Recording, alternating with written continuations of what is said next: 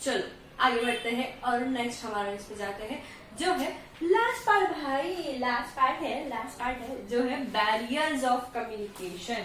तो क्या है हमारा बैरियर्स ऑफ कम्युनिकेशन। इसके बारे में हमने थोड़ा बहुत स्टार्टिंग में पढ़ा था कम्युनिकेशन के, जहां हमने कुछ नॉइस से रिलेटेड बातें पढ़ी थी, है ना। नॉइस की वजह से डिस्टर्बेंस कैसा होता है, क्या होता है, तो ये भाई थोड़ा हम और डिटेल में पढ़ने वाले हैं अभी। अब जबकि हमने पूरा कम्युनिकेशन अच्छे तरीके से समझ लिया है, एकदम सब फिट हो गया है, कम्युनिकेशन फ्लो कौन सा है, मोड कौन सा है, मीडियम क्या है, किस तरीके से जाना है, क्या करना है, कम्युनिकेट करते समय किन चीजों को ध्यान रखना है, किन चीजों के पे हमें ज्यादा कंसंट्रेट करना है, क्या गलती नहीं करनी है।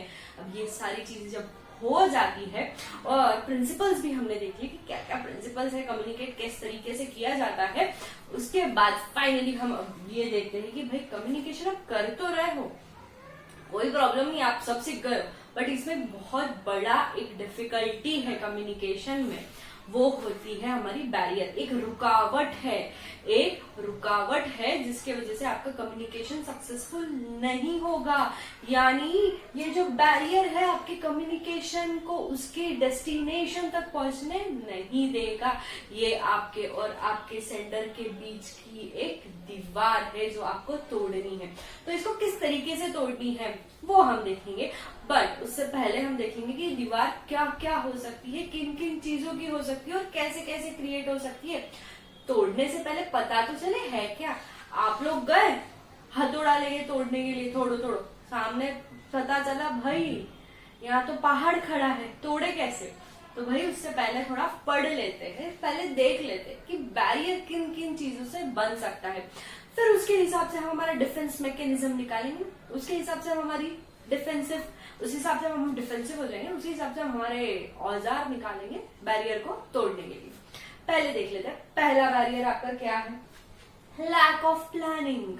ओह देखो, बुक में जितने बैरियर दिए ना उतने बैरियर होना जरूरी नहीं है, उससे ज्यादा भी बैरियर्स हो सकते हैं। मतलब क्या बोल रही हूँ, इसमें कुछ कुछ ही बैरियर्स दिए गए, मतलब एग्जांपल्स दिए गए कि ये भी बैरियर है। तो भी अब जैसे एक बैरियर हो सकता है फिजिकल बैरियर हो सकता है, एक बैरियर हो सकता है कल्चरल बैरियर हो सकता है, ऐसे कुछ मैंने आपको एक दो अभी एग्जांपल दे दिए। लैंग्वेज बैरियर हो सकता है, ऐसे कुछ कुछ बैरियर्स हो सकते हैं सेपरेटली जिनको बैरियर बोला सकते हैं। तो एग्जाम में अगर समझो ऐसा आ जाता है तो कंफ्यूज नहीं होना कि भाई लैंग्वेज कैसे बैरियर है। हाँ, लैंग्वेज बैरियर नहीं, मतलब लैंग्वेज को टिक करके आया, रॉन्ग आंसर हो जाएगा, बिकॉज ये कुछ बैरियर्स के बारे में बोल रहे हैं जो बुक में जो दिए, they are few of the barriers. और क्या हो सकता है, लैंग्वेज हो सकता है, कल्चरल हो सकता है, फिजिकल नेचर क्या, मतलब भाई आपकी कहीं पे किसी चीज का मीनिंग कुछ और होता है तो किसी चीज का मीनिंग कुछ और होता है ना, यानी साइकोलॉजिकल। अब कहाँ पे थम्स अप दिखाना, हमारे यहाँ पे थम्स अप दिखाना है परफेक्ट, मतलब बेस्ट है थम्स अप दिखाना, बट कहीं और इसका मीनिंग कुछ और हो जाता है। कोई कंट्री में थम्स अप दिखाने के लिए ऐसे जब हम ऐसे करते हैं ना ऑल द बेस्ट वाले, ये जो हम दिखाते हैं, कुछ कंट्रीज में ये यूज नहीं किया जा सकते करते हैं, बिकॉज वहां पे इसको एक नेगेटिव तरीके से लेते हैं। सो ये क्या है, बैरियर ही है। अब एक बैरियर क्या हो सकता है, लैंग्वेज बैरियर कैसे हो सकता है। अब जैसे कैलिफोर्निया में, आपकी कैलिफोर्निया या कनाडा, कैलिफोर्निया में जाओगे, कैलिफोर्निया में आप जाओगे ना तो वहां पे कैसा बोलते हैं, अगर आपने बोला कि भाई आज पार्टी में ना कौन आया, तो बोलते शाहरुख खान, तो दे आर लाइक है ओ ये नो काइंड ऑफ ऐसा होता है। Sorry for my worst acting, but ऐसा होता है, हे यस, हे नो, ऐसे भी वो बात करते हैं। तो इसका मतलब तो हाँ या नाच है, आप कंफ्यूज नहीं होना है। बड़ी ये यस, ये नो, भाई मतलब उसको नहीं बोलने का है। तो उधर का लैंग्वेज का बोलने का लोगों का तरीका कुछ अलग है, उधर के स्लैंग्स जो यूज करते हैं वो लोग कुछ अलग है, जो हमें पता करने चाहिए, मतलब हमें समझना चाहिए ना। हम कैलिफोर्निया जा रहे हैं तो थोड़ा, नहीं तो लोग ऐसे हो जाएंगे, आप उसने तो बोल दिया हाँ बट हम समझ रहे हैं ना, काइंड ऑफ ऐसा कुछ है वहां का language. She I am worst at acting, तो इसलिए मैंने बहुत गंदी एक्टिंग की, I am so sorry, you have to bear all those things. अभी तक मैंने जो भी किया बेकार। एनीवेज, सो यहाँ पे ये लैंग्वेज बैरियर भी आ सकता है, साइकोलॉजिकल बैरियर भी आ सकता है। जैसे इंडिया में आप आओगे तो रेसिज्म काइंड ऑफ इंडिया में नहीं है, कम है, बट कास्टिज्म बहुत है। आप बाहर जाओगे तो कास्टिज्म नहीं है, रेसिज्म बहुत है। आप इंडिया में आओगे और बोलोगे अरे तुम दोनों की शादी हो सकती है, बट दोनों दो अलग कास्ट के, तो ये एक साइकोलॉजिकल बैरियर हो जाता है, बिकॉज यहाँ के लोग वो एक्सेप्ट नहीं कर सकते। आप वहां पे जाओगे तो कोई को कोई घंटा फर्क पड़ना है, कोई कहीं से भी आओ, हमको क्या ही लेना देना है। तो ये यहाँ पे क्या बोलोगे, आपको एक इंडिया ये बैरियर है, डिफरेंट कंट्रीज का, डिफरेंट प्लेसेस का अलग अलग है। अब एक और बैरियर है क्या बोलते हैं उसको, emotional barrier. Yes, emotional barrier भी एक टाइप ऑफ बैरियर है। इंसान को फर्क पड़ता है, आप किसी चीज के लिए बिल्कुल सेंसिटिव। एक इंसिडेंट हुआ था, लेट मी टेल यू। मेरी फ्रेंड है, उसका डॉग था, बहुत ही क्यूट था भैया, मतलब बचपन से थी ना बेचारी, तब से उसके साथ था वो। तो उसने उसकी एज, नॉर्मल जो एज है उससे ज्यादा ही 1-2 साल जिया था वो, तो कुछ 18 या 19 ईयर्स तक वो था। तो ये बंदी का डॉग की डेथ हो गई, तो उसने पोस्ट किया था कि भाई डॉग की डेथ हो गई यार, वेरी सैड ये वो।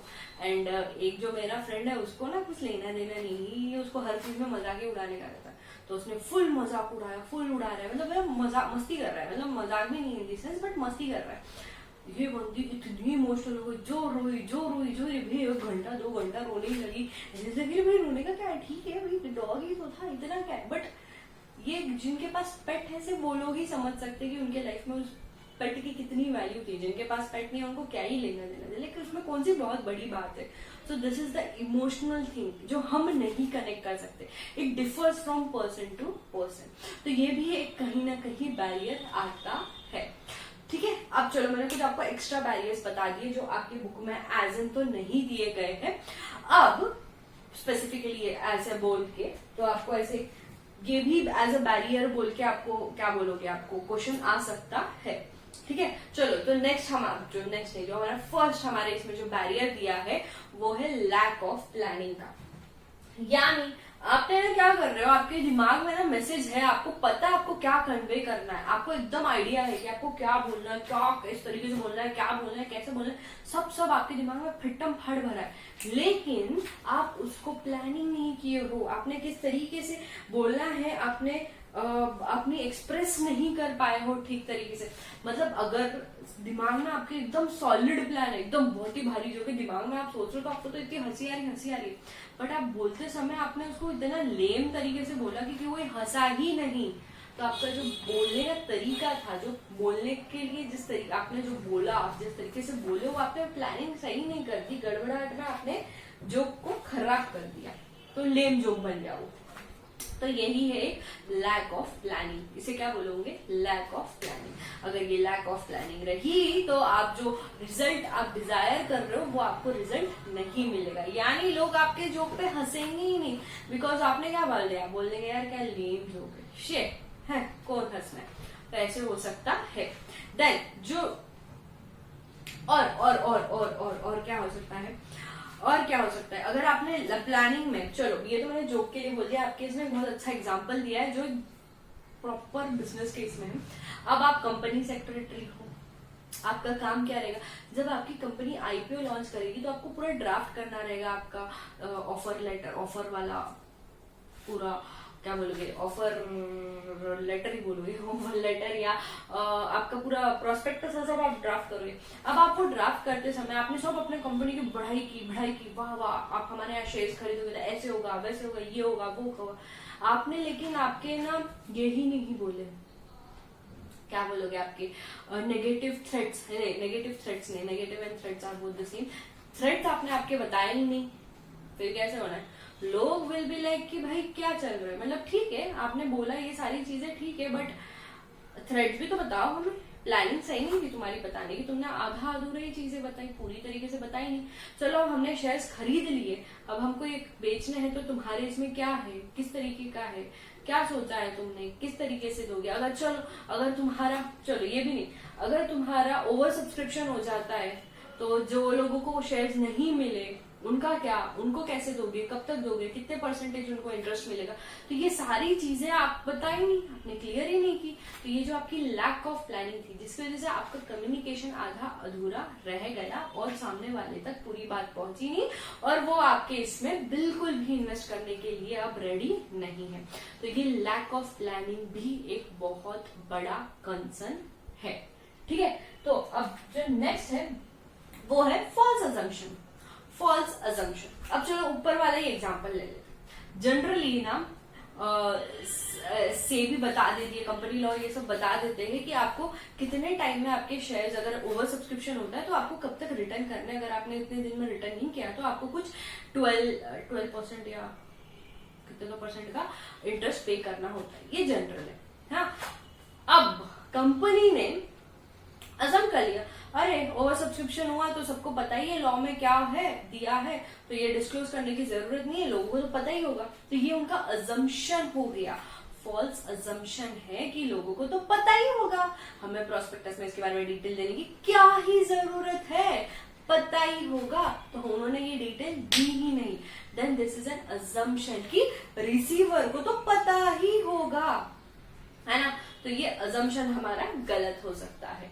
तो ये इस तरीके से हम अजम्पशन कर लेते तब भी हम हमारी चीजें आधी अधूरी पहुंचा देते हैं। देन और या तो फिर हम अज्यूम कर लेते हैं कि भाई रिसीवर, अब आप हो ना, अभी आप पढ़ रहे हो लॉ और आप पढ़ रहे हो CS, ठीक है, और आपके साथ में एक बंदा आया जो जस्ट MBA करके आया। आप दोनों ऐसे मस्त बातें कर रहे हो, वो दूसरे कोई तो डिपार्टमेंट मैनेजमेंट वाला काम देखता है, आप तो अपना CS वाला काम देखते हो। आपको लगा रही है MBA, इसको तो लॉ से फेमिलियर होगा ये, तो आप थोड़े बड़ा एकदम मस्त बोलने लगे, बातें करने लगे, और आपने थोड़ा जो लॉ है ना थोड़ा डिटेल लॉ लैंग्वेज में समझा दिया उसको, और वो बंदे को कुछ समझ ही नहीं पाया क्या बोल रहा है आपको। ये क्यों हो गया, क्या हो गया इधर आपकी गलती, आपने ये अज्यूम कर लिया कि वो जो MBA वाला बंदा है उसको तो पता ही होगा, उसे तो पता ही होगा, उसे तो आइडिया होगा ही लॉ का, उसने तो लॉ पढ़ा है। तो ये आपका अजम्पशन था। तो आपने उसके साथ कुछ लॉ लैंग्वेज में ही बात कर ली, लॉ के हमने जारगॉन जो हमने पढ़े थे हमने वो यूज कर लिए, बंदे को तो समझा ही नहीं, आपकी बात तो पहुंची ही नहीं। तो हमें हमारे जो क्या बोलते हैं सामने वाली जो पार्टी है यानी हमारा जो रिसीवर है उसकी थिंकिंग कैपेसिटी, उसका नॉलेज, उसकी लिटरेसी, ये सारी चीजें समझ के हमें हमारी बात को कम्युनिकेट करना होगा। देन जो नेक्स्ट है वो है एम्बिग्यूटी, यानी आप कुछ ऐसा बोल रहे हो कि भाई ना क्लियर नहीं है, जिसमें ना थोड़ा कंफ्यूजन होने के कुछ तो मिसिंग है, थोड़ा कंफ्यूजन पैदा हो सकता है, तो वो आपका कम्युनिकेशन भी आपका खराब कर सकता है। या आपने ना आप क्या कर रहे हो, देखो इसमें एक लाइन बहुत सही है, we must remember that our intentions are secretly private. We must remember that our intentions are strictly private, rather secretly नहीं, स्ट्रिक्टली प्राइवेट। मतलब क्या बोल रहा है ये बोल रहा है कि आप किस इंटेंशन से सामने वाले से कम्युनिकेट कर रहे हो ये सिर्फ आपको पता है, सामने वाले को पता है क्या, नहीं पता है। तो आपको आपके इंटेंशन खुद तक नहीं रख के सामने वाले को भी समझाना होगा, आपको उस तरीके से कम्युनिकेट करना होगा। अगर आपने वैसे कम्युनिकेट नहीं किया तो कंफ्यूजन क्रिएट हो सकता है, आपकी जो कम्युनिकेशन है उसमें ये बैरियर बन सकती है, और आपका आप जो काम करवा के लेना चाह रहे थे मे बी वो काम नहीं होगा। फॉर एग्जाम्पल आपने ऐसे ही बोल दिया, अरे तेको पता है, आपने ऐसे बोल दिया है ना, हाँ चलो ये एग्जांपल लेते। आपने क्या किया, आपने आपके फ्रेंड से बात कर रहे हो, अरे मेरा तो सब फिक्स है। क्या फिक्स है, मेरा तो एक्स तो मुझे पता है मेरी कौन है, तो सभी को पता है, मेरा प्रेजेंट भी मेरे को पता है, और मेरे को मेरा फ्यूचर भी पता है, तो मेरे को मेरे फ्यूचर और प्रेजेंट के साथ तो फुल ऑन मेरा सब सेट है। एक्स का तो अब जाने दे, उसको भूलना पड़ेगा। And people will be like कि मतलब तू एट ए टाइम तेरी 2 गर्लफ्रेंड्स है, ऐसा तेरे को बोलना है, प्रेजेंट है फ्यूचर भी फिक्स है, मतलब क्या है इसका, मतलब एट ए टाइम तेरी 2 गर्लफ्रेंड है, तू ऐसा बोल रहा है। अब आपका यहाँ पे ये कंफ्यूजन क्रिएट हुआ, आपको भी नहीं समझा मुझे क्या बोलना था, आपको तो लग रहा है कि 2 गर्लफ्रेंड के बारे में बात कर रहे हो किसी, बट मुझे ऐसे नहीं बोलना था, मेरे को ऐसे बोलना था कि जिसके साथ मेरा फ्यूचर रहने वाला है वो बंदी मैंने सेलेक्ट कर ली है, मतलब मुझे पता है कि ये बंदी है, अब बस इसके साथ मुझे सेटिंग करके रखने की परफेक्टली। और प्रेजेंट तो मेरे को पता है कहाँ है, कौन सी बंदी है, क्या है जिसके साथ मेरा अभी है, बट हमें पता है, हम दोनों को पता है कि हमारा ना ये कोई ज्यादा टाइम तक चलने नहीं वाला, हमारा पॉसिबल ही नहीं है। तो मेरे को एक लड़की है जो मेरे को पसंद है, बंदी एक पसंद है, उसके साथ मैंने मेरे कजिन वजिन को बोला भाई थोड़ी सी सेटिंग वेटिंग कर दे, बस वो मेरे बंदे ने भाई ने थोड़ी सी बात कर ली तो हमारा सब फिक्स होना ही है। बिकॉज वी नो, हम मतलब मुझे पता है कि हम दोनों बात करते हैं तो समझ में आता है ना कि हो जाएगा, उसको मैं पसंद हूँ वैसे वैसे बोल के। She is not my girlfriend, we are interested in each other, but she is not my girlfriend right now. तो ये क्या है, यहाँ पे आपका ये क्लियर हुआ है कि भाई मतलब फ्यूचर मेरा सेट है, मतलब क्या बोलना है, अच्छा बंदी पता है कौन है, मतलब पसंद करते, but presently she is not my girlfriend because मैं ऑलरेडी कहीं और कमिटेड हूँ, यानी कोई और मेरी बंदी है। तो ये क्या हुआ, ये पूरा क्लैरिफिकेशन हुआ। मैंने अगर स्टार्टिंग में से इतना ही बोला है, मेरी एक्स को तुमको पता ही है, मेरा फ्यूचर प्रेजेंट तो मेरे साथ है और फ्यूचर मेरा फिक्स है, फ्यूचर वाली मेरी फिक्स है। तो यहाँ पे क्या होगा, ये क्या हो जा रहा है, ये थोड़ा सा कंफ्यूजन हो जा रहा है, क्या बोल रहे हो, क्या बोल रहे हो। तो ये आपको क्लियर करके देना है। तो यहाँ पे आपको क्या जरूरी है, क्लैरिफाई करना बहुत जरूरी हो जाता है, ठीक है। देन डिस्टॉर्शन यानी कि यहाँ पे ऐसा होता है कि सामने वाला जो है ना वो गलत इंटरप्रेट कर ले रहा है, यानी आपने आपके इंटेंशन क्लैरिफाई किया, आपने आपका सब कुछ क्लैरिफाई किया, बट सामने वाला ना बहुत बिजी है कहीं, तो आपने वो ध्यान ही नहीं दिया। जैसे आप जा रहे हो, मम्मी टीवी में बिजी है, मम्मी टीवी देख रही है और आप जाके मम्मी को पीछे से बोल, मम्मी सुनो ना यार, मेरे को चार्ट पेपर चाहिए और बीकेपी चाहिए, तो मेरे को प्लीज पैसे दे दो। और मम्मी लाइक हाँ जा, कहाँ से ले ले। आप गए, कहाँ से ले ले, क्या ले ले, आपको पता ही नहीं। तो आप मम्मी से बोल, मम्मी कहाँ से लूं, अरे क्या चाहिए तुझे। मम्मी अपनी ऐसे बोलती है ना, अभी क्या चाहिए, क्यों परेशान कर रहा है, बोलती है ना अपने को, क्यों, क्योंकि ना मम्मी तो कहीं और ऑक्यूपाइड थी, उसका दिमाग तो कहीं और था, मतलब ध्यान कहीं और था, रादर ध्यान कहीं और था। तो आप उस पीरियड में जाके बड़बड़ कर दी और सामने उसको तो कुछ समझा ही नहीं। तो आपको क्या हो गया, उसने गलत उसके तरफ से हुआ ना ये चीज, रिसीवर के तरफ से। बट आपको ये चीज का ध्यान देना होगा कि ये जो मिस इंटरप्रिटेशन है, ये जो डिस्टॉर्शन है, ये ना हो। आप क्या बिलीव कर, यहाँ पे क्या हो रहा है, आप बिलीव कर रहे हो कि आपने तो मैसेज पहुंचा दिया। अब समझो यही चीज चल रही है, मम्मी एकदम टीवी देखने में बिजी है, फुल ऑन बिजी है, आपको पापा का फोन आया और पापा ने बोला कि आज मैं खाना नहीं खाने वाला हूँ, मेरे लिए खाना मत बनाना। आप मम्मी टीवी देख रही है, आप जाके मम्मी को बोल दिया, मम्मी पापा का फोन आया था, पापा ने बोला आज खाना मत बनाना, वो खाना खा के आने वाले। आपको लगा आपने तो मैसेज पहुंचा दिया, आप चले गए अपना पढ़ाई करने बैठ गए आप लोग, या मस्ती करने, जो भी कर रहे हो करने बैठ गए आप लोग। देन मम्मी ने खाना वाना बना दिया, सब हो गया। देन आप आती मम्मी पूछी, हाँ पापा अभी तक आए क्यों नहीं, इतना क्यों टाइम लग रहा है। अरे मम्मा बोला ना पापा आज खाना खा के आने वाले, आपको बोला तो था। बोली कब, अरे आप जब टीवी देख रहे थे तब। अरे है, मेरा ध्यान ही नहीं था। ऐसे होता है ना ये सीन हुआ है ना सबके साथ, कभी ना कभी लाइफ में ये खाली बार हुआ ही होगा। तो यही क्या है, आपका डिस्टॉर्शन, जो रिसीवर के तरफ से हो रहा है, बिकॉज रिसीवर का ध्यान ही नहीं था। आपकी भी गलती थी, आपने देखना चाहिए था, उसका ध्यान नहीं था। तो ये चीज को भी हमें ध्यान रखना होगा। देन नेक्स्ट जो है पासिंग जजमेंट, ये तो हम बहुत ही करते हैं। यहाँ पे बस एक सिनेरियो समझा देते क्या है। यहाँ पे क्या है, अब केस में एग्जाम्पल दिया, बढ़िया एक वर्कर है बेचारा, नया आया है, नया काम कर रहा था, उसको जस्ट ट्रेनिंग मिल रही थी, तो वो गया कुछ काम करने लग गया और उसने सेफ्टी गियर्स नहीं पहने। जब बड़ी फैक्ट्रीज होती है, वहां पे बड़ी मशीनरीज होती है, इतनी डेंजरस होती है ना, तो वहां पे सेफ्टी गियर्स एंड ऑल पहनना कंपलसरी होता है लॉ के हिसाब से, रूल के हिसाब से। अगर बंदा नहीं पहन रहा है तो एम्प्लॉयर ही क्या रहेगा, जिम्मेदारी एम्प्लॉयर की ही होगी। तो यहाँ पे यही सिनेरियो में क्या हुआ, एक फैक्ट्री में लोग काम कर रहे थे, नया कोई बंदा आया, ज्वाइन किया, उसको ज्यादा कुछ पता नहीं था, उसको ट्रेनिंग भी मिल नहीं रही थी या फिर कुछ तो हो गया, कोई दिक्कत हो गई, तो वो बंदा बोले चलो मैं थोड़ा काम कर लेता हूँ। वो बस ऐसे घूमते घूमते घूमते जा रहा था।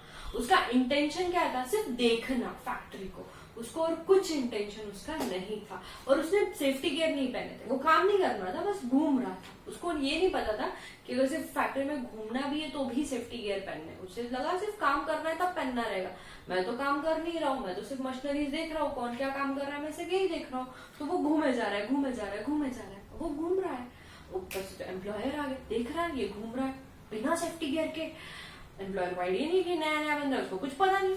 आया बम बम चिल्लाने लगे, अरे तेरे को अक्ल नहीं है क्या? तेरे को कितने बार बोला, इतने बार तुम लोगों को समझा दिया कि सेफ्टी गियर पहने बिना यहाँ घूमना नहीं, ये नहीं वो नहीं। समझता नहीं है कि कितना डेंजरस काम है ये, इतना तो पता होना चाहिए। ये वो फुल फुल फुल फुल बोम्बार्डिंग करने लगा, फुल बोम्बार्डिंग। एंड ये न्यू जर्नी एकदम ही डर गया, रोने लग गया, बेचैन हो गया। एंड सारे जो वर्कर्स है वो एकदम से उठ के, एकदम यूनिटी है ना भाई वर्कर्स में, आके एकदम ही एम्प्लॉयर को आके एकदम ही, अरे भाई तुम आप सर आप क्या बोल रहे हो, रुक जाओ जरा सा, नया नया ज्वाइन किया, इसको कोई आइडिया नहीं। लाइक अच्छा पर ठीक है, फिर भी इसको बोलना चाहिए, आप गुस्से में फिर भी बड़बड़ कर रहे हो। तो यहाँ पे क्या हो जाएगा, आपकी इमेज खराब हो जाएगी यार। आपके एम्प्लॉयज जो है आपसे रूठ जाएंगे, बुरा मान जाएंगे, क्या पता स्ट्राइक पे चले जाए।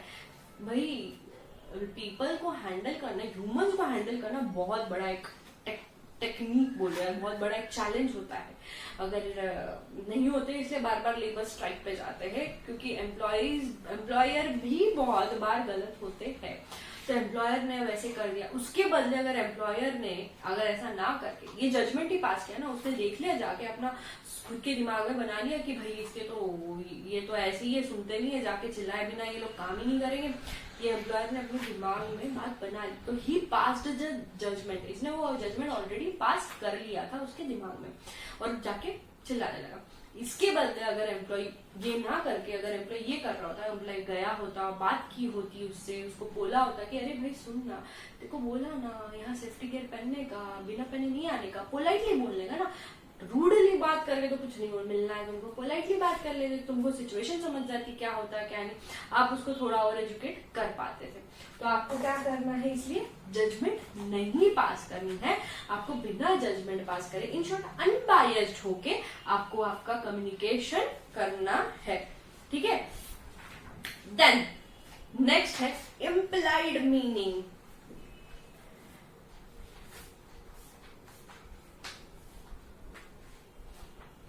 इम्प्लाइड मीनिंग यानी कि भाई अगर आप दोनों के बैकग्राउंड सेम नहीं है, आप दोनों कोई अलग अलग फील्ड से हो और आप लोग बड़े बड़े जारगॉन फेंकने लगे हो, या आप ऐसी कोई अनफेमिलियर स्लैंग्स यूज करने लगे, जैसे मैं कोई कहीं पे भी जाओ भाई, अगर आप हमारे यहाँ आते हो हमारे नांदेड़ में, तो ऐसे कोई स्लैंग्स है क्या? अब आपको बोलते बोलते अगर समझा होगा, कभी मैंने बात की होगी, तो ऐसे कोई स्लैंग्स वर्ड्स है जो मैंने कभी यूज किए नहीं है, वैसे आई डोंट रिमेम्बर अभी। तो देखो ऐसे ना टाइम पे चीजें याद नहीं आती, तो चलो हमारे यहाँ के कोई मैंने ऐसे स्लैंग बोल दिया,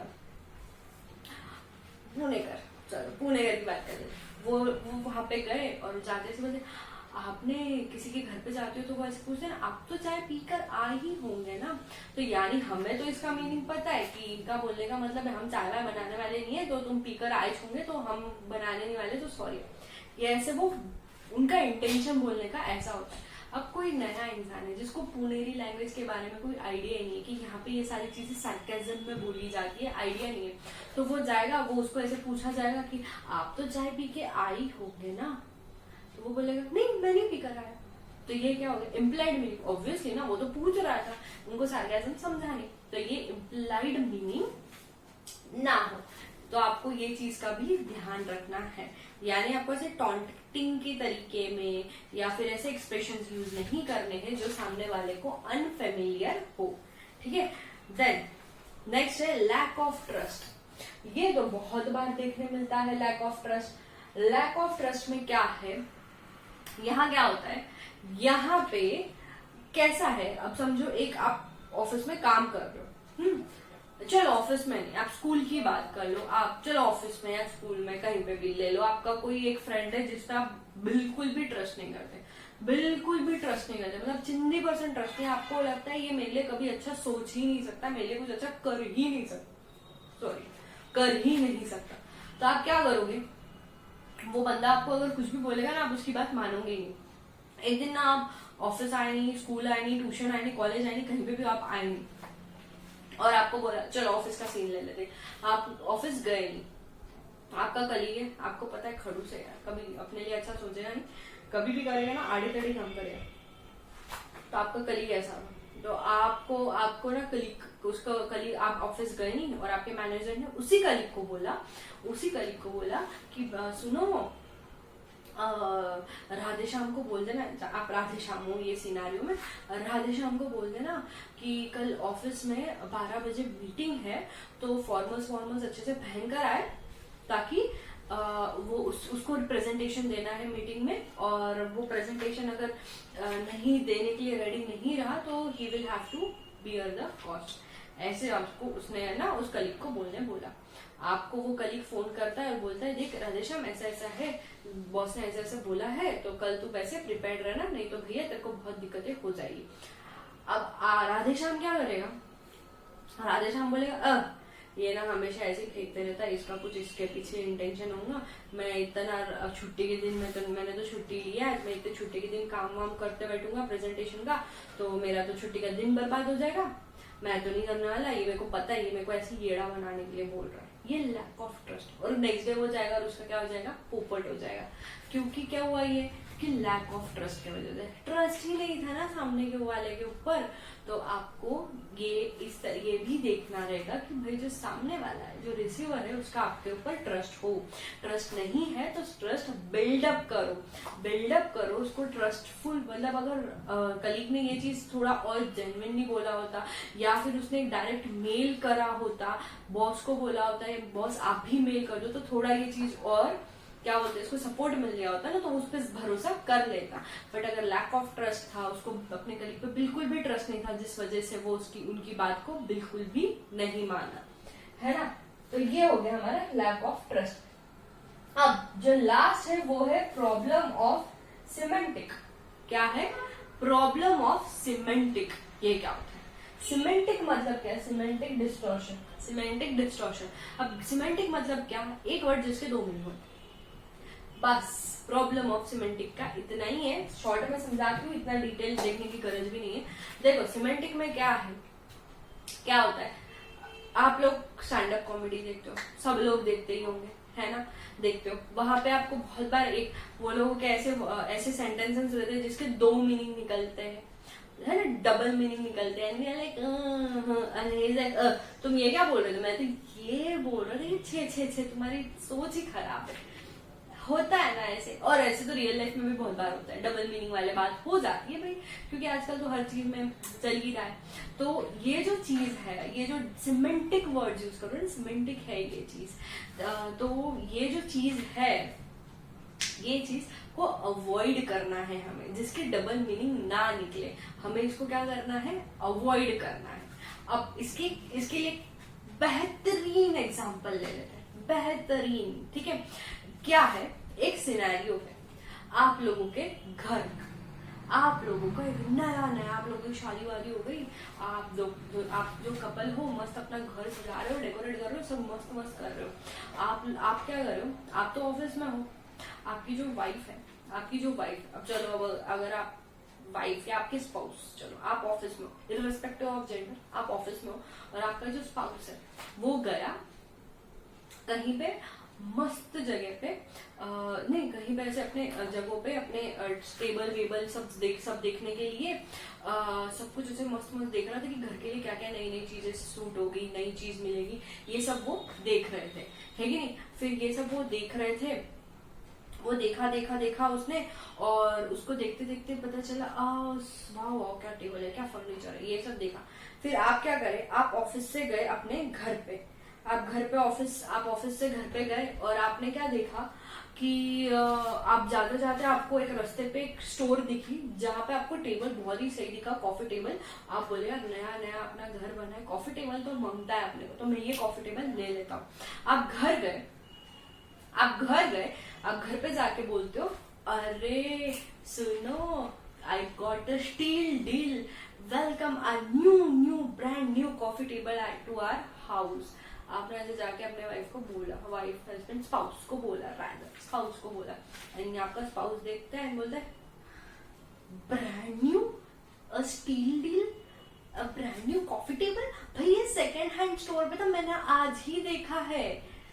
एंड यू लाइक अरे बाबा बट अपने घर के लिए तो नया है ना, हमने हमारे घर पे तो नया नया आ रहा है ना, हमने तो हमारे लिए लिया है, हमारे घर में पहली बार आ रहा है, नया नया है अपने लिए तो भी, इसलिए तो मैंने इसको बोला ब्रांड न्यू। तो ये क्या था, ये कहीं एक सिमेंटिक जो बोलते हैं एक्सप्रेशन का एक एग्जाम्पल था। समझ में आया तो बहुत बेहतरीन होगा, प्लीज समझ जाओ आप, प्लीज समझ जाओ, नहीं समझा तो एक बार फिर से स्टोरी रिपीट कर लो, बट समझ जाओ कि इसको क्या बोलते हैं, सिमेंटिक तरीके से सिमेंटिक एक्सप्रेशन हो गया ना। ही वाज सेइंग कि ब्रांड न्यू टेबल आया है एंड उन्होंने बोला ये तो सेकेंड हैंड स्टोर का है, कहाँ से ब्रांड न्यू, बट उसका बोलने का मतलब क्या था, हमारे घर के लिए ये नया है, हमने हमारे घर के लिए खरीदा है, ये नया है कि नहीं। तो बस यही है सिमेंटिक डिस्टॉर्शन, जिसका हमें ध्यान रखना है जो ना हो, ठीक है।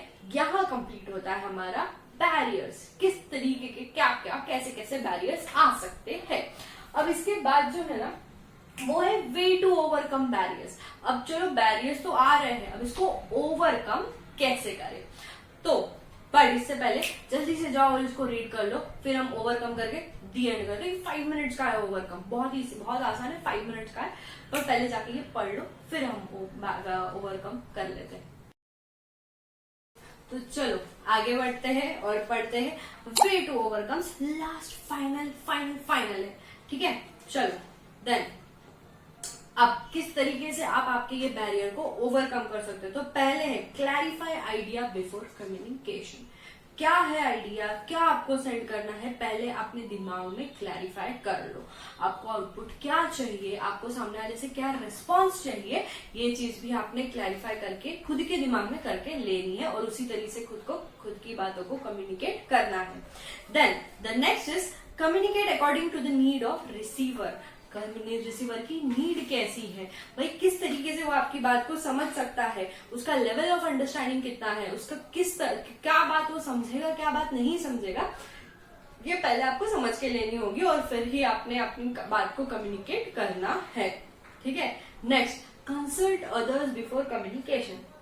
अब ओरल कम्युनिकेशन में तो हो नहीं पाएगा, मतलब अब ऑन द स्पॉट कम्युनिकेशन होगा नहीं हो पाएगा, बट रिटर्न कम्युनिकेशन में हो सकता है, क्या हो सकता है। आप अगर आपके कलीग्स के साथ, आपके पार्टनर्स के साथ अगर आप डिस्कस कर लेते हो कि भाई ये जो मैं बोल रहा हूँ ठीक है क्या, इस तरीके से बोलना चाहिए क्या, ये इस तरीके से मैं बोलूंगा तो उनको समझ में आएगा क्या। आप देखिए ना जब स्क्रिप्ट लिखी जाती है तो एक इंसान स्क्रिप्ट नहीं लिखता, स्क्रिप्ट लिखने के बाद उसकी रीडिंग्स होती है, कितने बार रीड करते हैं, चेंजेस लेते हैं, लोगों से सजेशंस लेते हैं, फिर उसको उस तरीके से मॉडिफाई करते हैं। तो ये क्यों करते हैं, ताकि जब लोगों अपना अकेले का पर्सपेक्टिव राइट हो, ऐसा जरूरी है क्या, नहीं है, कोई किसी और का पर्सपेक्टिव भी कुछ और हो सकता है। तो being considering them also as an audience, हम क्या कर सकते हैं, हम उनकी हेल्प ले सकते हैं हमारी कम्युनिकेशन को बेटर करने में, सुधारने में।